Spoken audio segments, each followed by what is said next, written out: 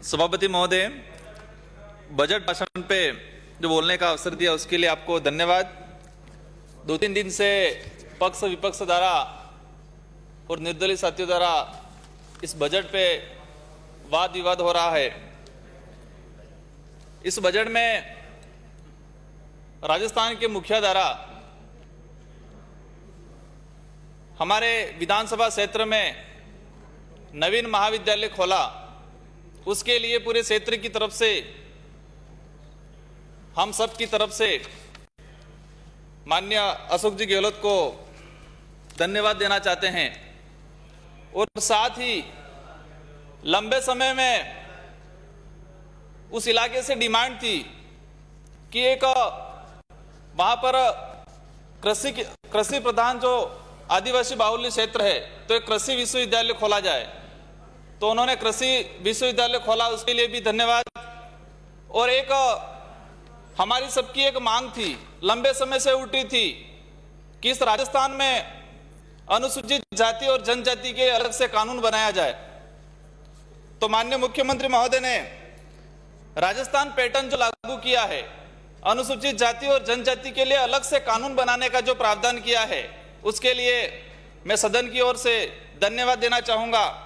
लेकिन ये जो अलग से कानून बनाने की व्यवस्था हुई है, इसमें मैं सुझाव देना चाहूंगा कि जो महाराष्ट्र में व्यवस्था है, मध्य प्रदेश, इधर आंध्रा में जो व्यवस्था है, तेलंगाना में जो व्यवस्था है, वहां की सारी जो स्टडी करे और इसके बाद राजस्थान में अनुसूचित जाति और जनजाति के लिए एक मजबूत कानून बनाया जाए। जो केंद्र से या राज्य से जो बजट आ रहा है वो बजट वास्तविक धरातल पे पहुंचे, लोगों के हित में पहुंचे, शिक्षा पे और स्वास्थ्य पे विशेष इसका उपयोग हो। क्योंकि आज तक जो होता आया है सिर्फ कार्यालयों में उपयोग हुआ है, बड़े बड़े शहरों में उपयोग हुआ है, बड़े बड़े शहरों में जो सड़कें हैं वहां पर उपयोग हुआ है। क्योंकि संविधान के अनुरूप जो बजट है, बजट जो आता है केंद्र से या राज्य से, उसका उद्देश्य यह होता है कि आदिवासी बाहुल्य क्षेत्र में टीएडी का उद्देश्य यह होता है कि आदिवासी लोगों का उद्धार किया जाए, लेकिन आज तक नहीं हुआ है। और माननीय मुख्यमंत्री महोदय ने इसका ध्यान रखा और अलग से राजस्थान पैटर्न जो लागू किया है, इसके लिए धन्यवाद देना चाहेंगे।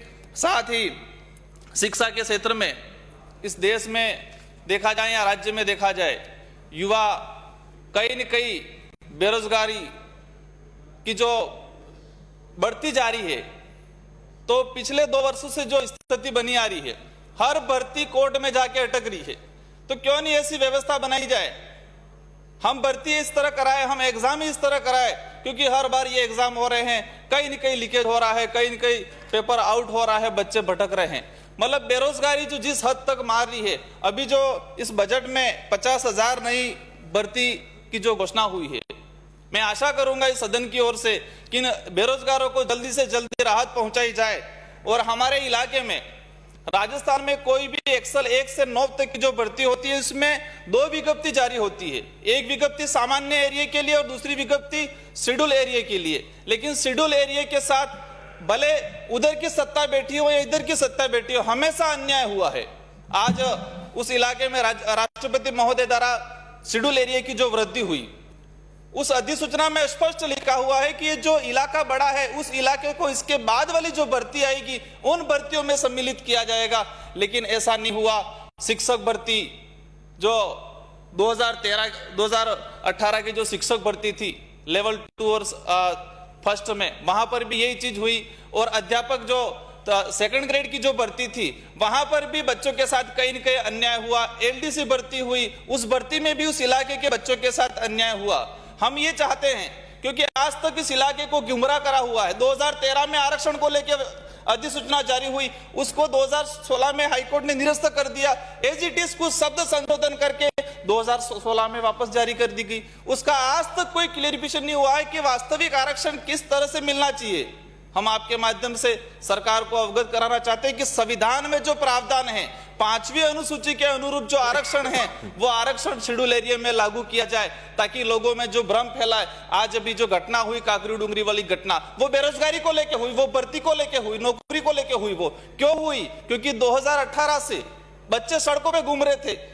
कई लोगों ने उनको लालच दी, ये करा देंगे, वो करा देंगे, लड़कों को गुमराह किया और लास्ट में इस स्थिति की ओर बढ़े।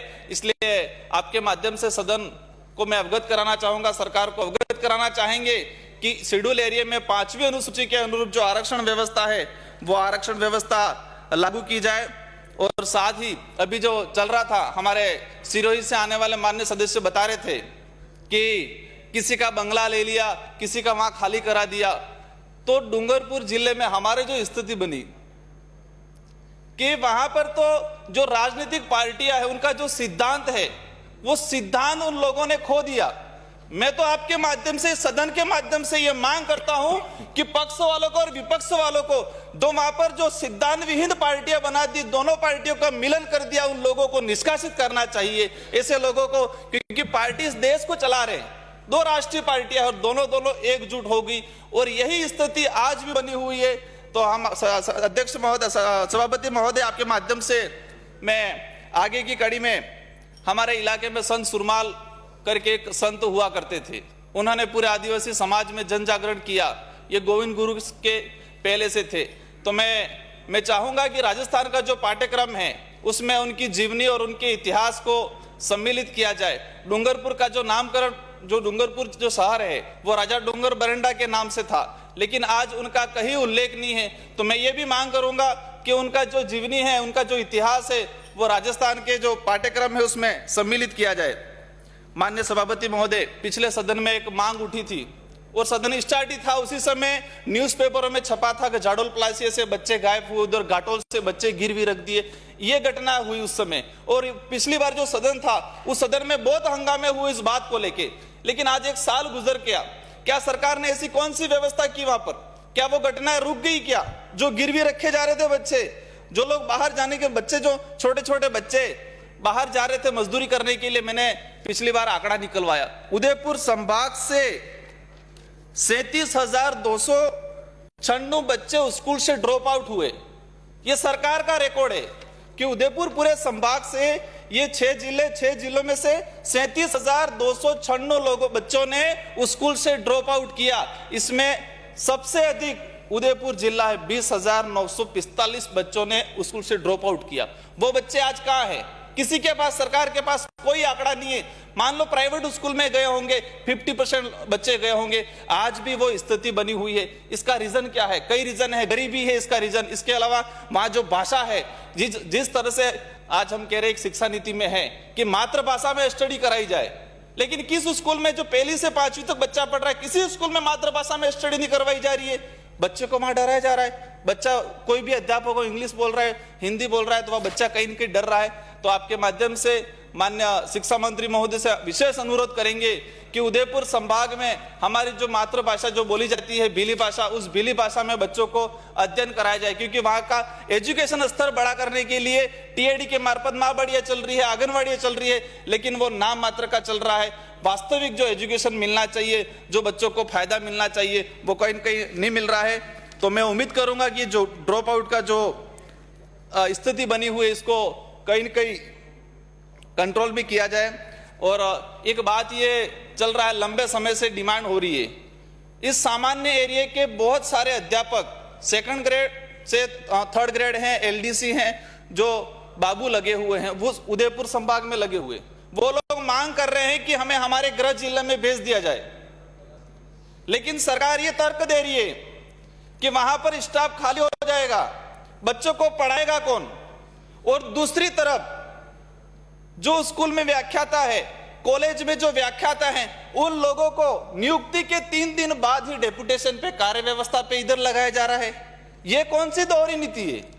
जो 5वीं में पढ़ाने वाले जो अध्यापक है, 8वीं तक पढ़ाने वाला जो अध्यापक है, उसको इस बात के लिए रोका जा रहा है कि आप उनको, वहां पर कार्य व्यवस्था बिगड़ जाएगी, और उच्च शिक्षा में वहां के जो व्याख्याता लगे हुए उनको नियुक्ति के 3-4 दिन बाद ही यहाँ पर डेपुटेशन पे लगाया जा रहा है।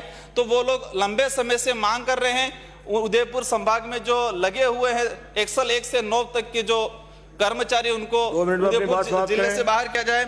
और साथ ही अभी बात जो चल रही थी, मैं एक सिमलवाड़ा कॉलेज है, ये 2016 में सैंक्शन हुआ था और अभी तक उसका भवन नहीं बना है। इधर से आरोप लगाते कि हमारे कार्यकाल में ये हुआ वो हुआ, इधर से आरोप लगाते, दोनों की स्थिति सेम बनी हुई है। इधर ही सैंक्शन हो रही है, ये नहीं निकल रही, इधर से सैंक्शन हो रही है, वो नहीं निकल रहे। तो मैं उम्मीद करूंगा इस सरकार से कि जो 2016 से जो सैंक्शन हुई है उसका भवन निर्माण कराया जाए। एक सिमलवाड़ा में टीएडी के मार्फत एक बालिका छात्रावास संचालित हो रहा है और ये छात्रावास 2018 में विभाग ने ये कह दिया है कि नकारा घोषित कर दिया है विभाग ने।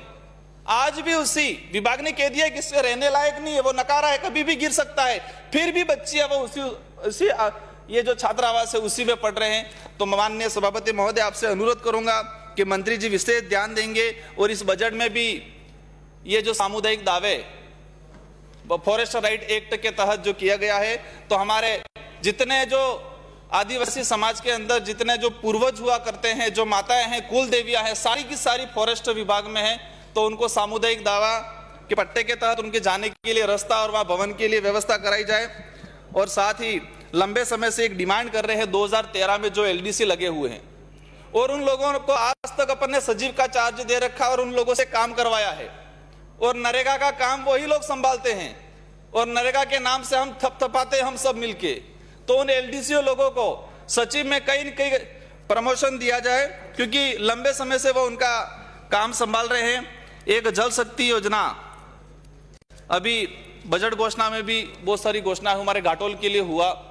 पिछले बजट में, सर 2 मिनट में समाप्त कर लूंगा, पिछले बजट में कडेना बैक वाटर से गेजी घाटा तक पेयजल परियोजना के लिए डीपीआर की घोषणा हुई थी, लेकिन इसमें एक टेक्निकल दिक्कत हुई कि वहां पर पानी की उपलब्धता नहीं है।